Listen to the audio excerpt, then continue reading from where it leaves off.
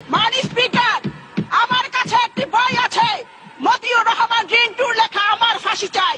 আমি যদি এই বইটি এখানে পড়া শুরু করি, ওখানে বসে ওনারা বান্দরের মতো লাফালাফি করবেন। স্পিকার, কলকাতা সিভিল কোর্টের উকিল ছিল মিস্টার চণ্ডী দাস। তার এক মেয়ে ছিল যার নাম গরিবালা দাস। চণ্ডী দাসের সহকারী উকিল মিস্টার অরণ্য কুমার চক্রবর্তী চণ্ডী দাসের কলিকাতাস্থ বাসায় নিয়মিত যাতায়াত করত। সেই সুযোগে গরিবালার সাথে অরণ্য কুমার চক্রবর্তী অবৈধ সম্পর্ক গড়ে উঠে গরিবালা গর্ভবতী হয়ে পড়ে। গরিবালা যখন বুঝতে পারলেন তিনি গর্ভবতী হয়েছেন, তখন গরিবালা অরণ্য কুমারকে বিয়ে করার জন্য চাপ দেন। অরণ্য কুমার বিয়েতে রাজি না হয়ে অবৈধ সম্পর্ককে অস্বীকার করে। এদিকে চণ্ডী দাস বিষয়টি জানার জন্য চিন্তিত হয়ে পড়েন।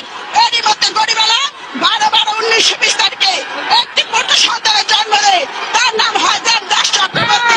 চণ্ডী দাস অরণ্য কুমারকে গরিবালাকে উঠিয়ে দিতে চাপ দিতে থাকে, কিন্তু অরণ্য কুমার রাজি হন না। মাননীয় স্পিকার, এর মধ্যে দেবদাসের বয়স 2 বছর উন্নত হয়।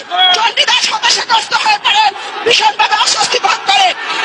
মাননীয় সদস্যবৃন্দ, আপনারা একটু শান্ত হন। মাননীয় সদস্য,